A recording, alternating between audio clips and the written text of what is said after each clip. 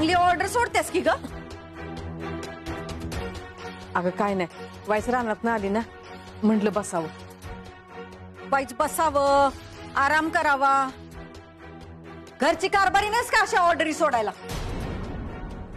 दीपे, तुला काही दुसरी कामं नाही आहेत का? हिनं सांगितलं लगेच पाणी घेऊन आले असते. या घरात कुणी काय करायचं ते मी सांगणार. 2 टाइम गिळायला मिळतंय ना, हेच नशीब समजायचं. रानात काय जाऊन आली, घरात 4 कामं काय केली म्हणजे घर चालवतोय असं नसतंय. अगं या घरासाठी, या घराचं नाव राखण्यासाठी 24 तास राबायला लागतं. तव्हा कुठं 4 चौघात नाव होतं. आणि हे सगळं मी करतेय. ताण लागले ना हो तुला?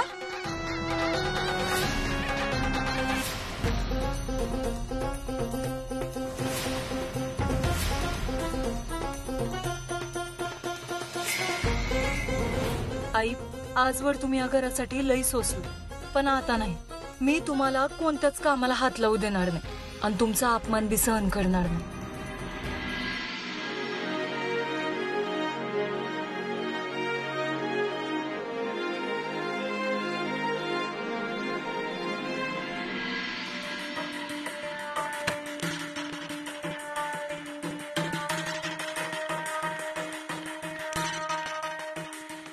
मम्मी,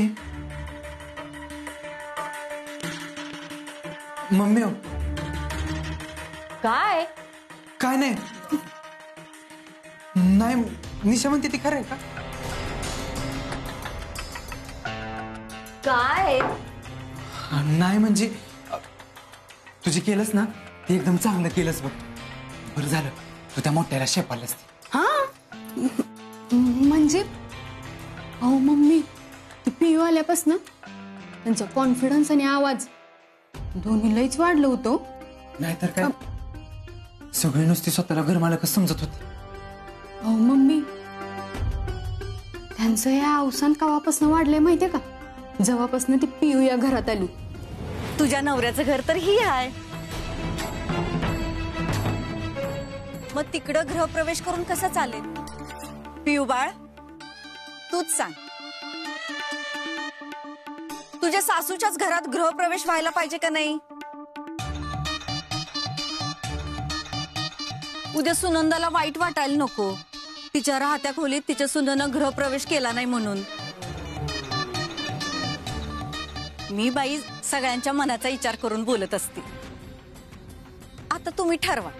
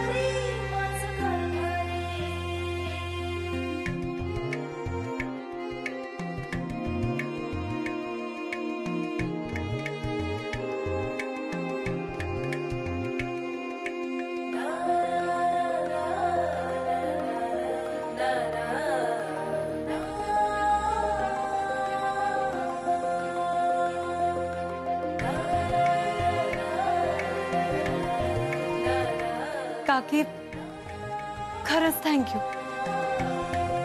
तुम्ही जे आमच्यासाठी केलंय ना ते मी कधी भी नाही विसरू शकणार.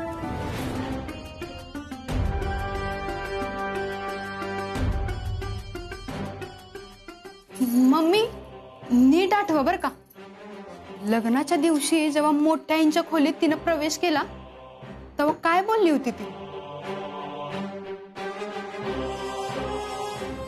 तुम्ही वडीलधारी माणसं म्हणता ना की लक्ष्मी जेव्हा घरी येते तेव्हा धनधान्य समृद्धी घेऊन येते, पण माझी इच्छा नेहमीपासून याच घरात यायची होती.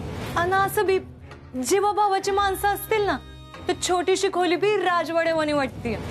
आता आईंचं आणि वीरूचं प्रेम हे ह्याच 4 भिंतीत भरभरून मिळणार आहे.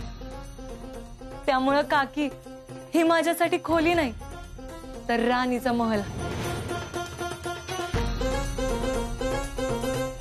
अहो मम्मी, एवढ्या मोठ्या घरातली पोरगी ती आणि एवढ्याशा खोलीत संसार करायला तयार झालीच कशी हो?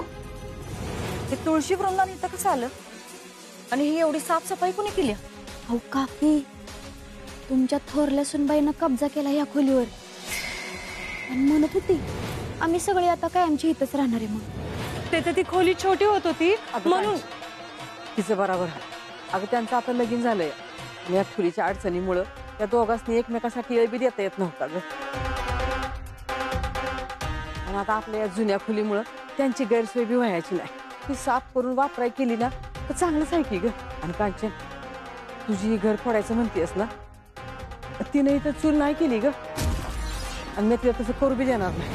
अगं मम्मी, ती अशीच नाही तयार झाली. ती विरोण मोठ्याची ढाल करून तुझ्यावर वार करते.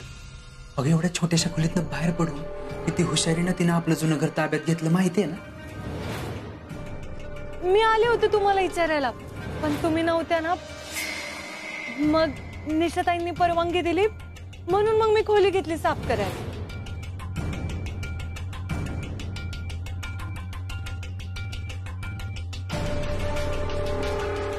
मम्मी, ती आता त्या मागच्या खोलीतनं त्या जुन्या घरात आली आणि आता जुन्या घरातनं ह्या बंगल्यात येण्याचा प्लॅन आहे तिचं. आणि लोकांच्या मदतीसाठी वीरूभाऊजीसनी पण तिनंच पुढं केलं होतं. हे विसरून चालणार नाही हं आपल्याला. हॅलो काकी साहेब, अहो पोराच्या नोकरीसाठी तुम्हाला 2 लाख रुपये दिले होते. त्याला लय दिवस झालं बघा. व्हायचं करा की लवकर काहीतरी कामाचं. अहो 2 लाखात नाही जमणार, अजून 2 लाख द्या. दुसऱ्याच दिवशी झेडपीत कामाला दिसेल तुम्हाला तुमचं पोरग. आता कुठनं आणू अजून 2 लाख? मग विसरून जा पोराची नोकरी. परत फोन केला ना तर खानाच फिरवीन. वहिनी, दादासाहेबांनी लय केलं आमच्यासाठी. कधी कुणाच्या चहाला मिंदा नव्हता तो माणूस, म्हणून आम्ही या घरावर प्रेम केलं. पण ही घर पहिल्यासारखं राहिलं नाही. अहो असं काय बी नाही. आज बी या घरात शब्दालाच किंमत आहे. मी बी दादासाहेबांचाच पोरगा आहे आणि मी तुम्हाला शब्द देतो की 2 दिवसात तुमच्या पोराचं काम होईल. हो नाना, तुमच्या मुलाच्या नोकरीसाठी आम्ही दोघं मिळून प्रयत्न करू.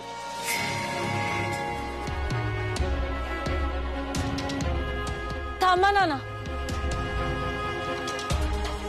जर आमच्याकडनं तुमचं काम नाही झालं तर आम्ही तुम्हाला 4 लाख रुपये देऊ. त्या विरूला पुढं करून उद्या ती तुझ्या खुर्चीवर बसायला कमी करणार नाही मम्मी. मम्मी बरं बसू देताल. लायकी आहे का तिची ह्या घराची कारभारीण व्हायची? मम्मी तुम्ही बसा. अगं तिची लायकी नाहीच आहे ग. पण मम्मी, तुझ्या आज केलंस ना, त्यांना असंच टाच खाली ठेचलं पाहिजे. त्यांना ह्यांच्या लायकीतच ठेवलं पाहिजे. त्याशिवाय ती पियू हवेत उडायची बंद नाही होणार.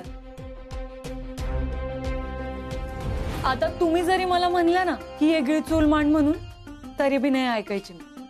आणि असं बी या घरचं किचन जेवढं तुमचं आहे तेवढंच माझं बी आहे. त्यामुळं हितनं पुढं हक्कानं अधिकार गाजवणार. तिलाही हवेत उडायला लागली ना, तिचं पंख कसं छाटायचे हे चांगलं ठाऊक आहे मला. अरे ती गड्याची बायको बनून आल्या, मोलकरीण बनूनच राहणार आहे इथं. मी तिला ह्या घराची कारभारीण होऊच देणार नाही. हे दोघांनी बी डोक्यात फिट्ट करून ठेवा.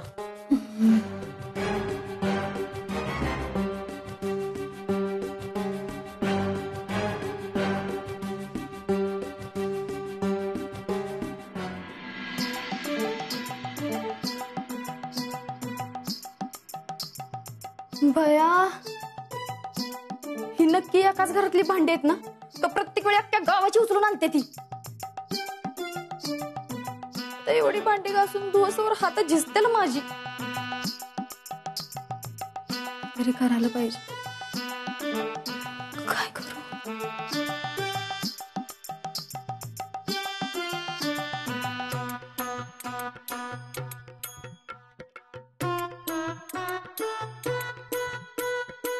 दीपा, अगे दीपा, अगं भांड्यांकडे निस्ती बघत बसशील तर काय भांडी घासून होणार आहेत का? आवर पटापट बघ, भांड्यांचा किस्ता ढीक पडलाय नुसता तुझा. त्याचंच तर टेन्शन आलंय. काय म्हणालीस? नाही काय.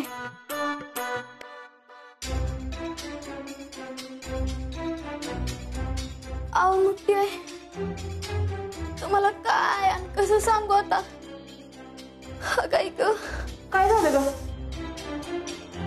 तुम्हाला माहित आहे ना, ह्या घरातली सगळी कामं मला एकटीलाच करायला लागते. ती सकाळपासून एवढं धुण्याचं पोचकं धुतलंय मी. ग्लास देत आहे का व्हायचं? होय. सगळं अंगण झाडून काढलं. कमरट पार मोडाय आलंय बघा माझं.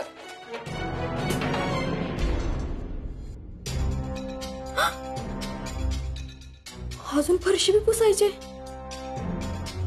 मुठ्ठी आहे, तेवढी भांडी घासून घ्याल का? मी फरशी पुसते. कारण टायमिंग मध्ये फरशी नाही ना पुसली तर आपण धुणं कसं दुपटण्याने धुतो तसं काकी मला धुवून काढलो. ऐका की, मी बाहेरची फरशी पुसते, तुम्ही घ्याल का तेवढी भांडी घासून? भांडी?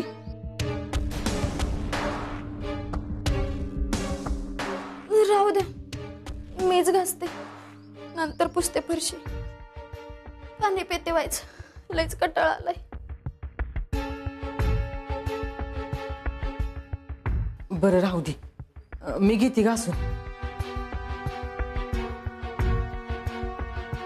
खरंच खरंच मुठ्ठी आहे, किती चांगले आहे हो तुम्ही. घासा भांडी, साबण तिथं ठेवलंय. वय वय.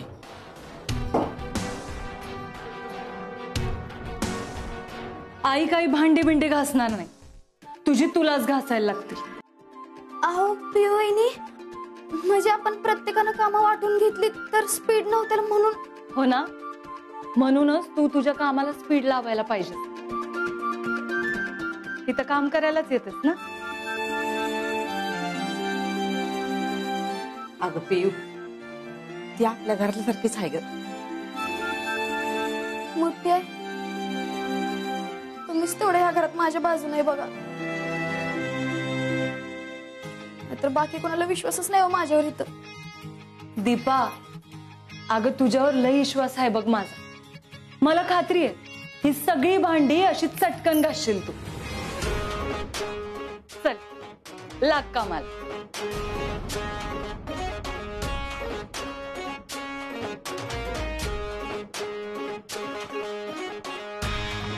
बया, काय ग बया, मुठ्ठी आहे. अहो लय दिवसापासून ना माझं सारखंच डोकं दुखतंय. आता तर चक्कर आल्यासारखं बी होतंय सारखंच बघा. ऐका की, तेवढी भांडी घासून घ्या की, मी व्हायचा आराम करते. दीपा बस इथं. एवढी भांडी घासून झाली ना की मीच तुला डोकेदुखीवरची गोळी देईन. पण भांडी तर तुलाच घासावी लागेल. आता हितनं पुढं या घरातलं कुठलंच काम आई करणार नाही. त्यामुळं हितनं पुढं घरातली सगळी कामं तुलाच करावी लागणार. काय?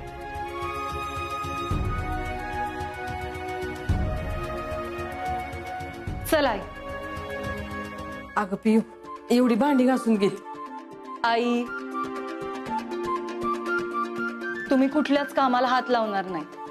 चला चला चला चला माझ्या संग.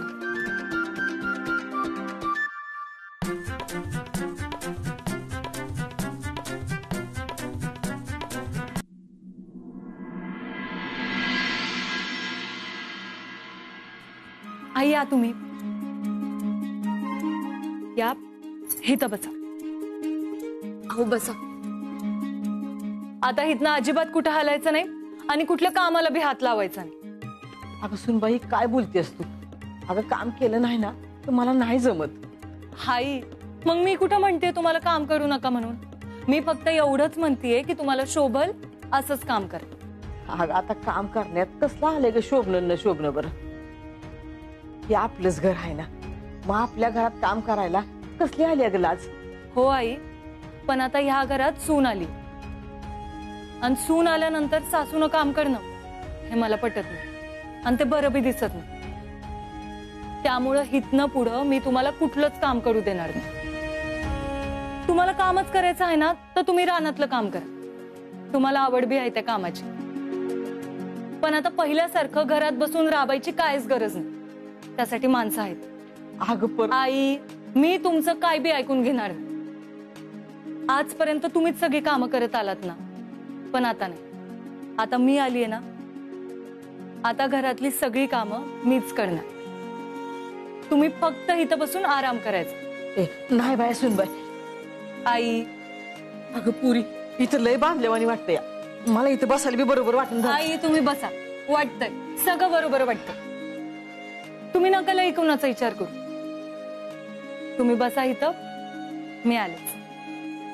आणि आई, माझं लक्ष आहे बरं का तुमच्याकडे.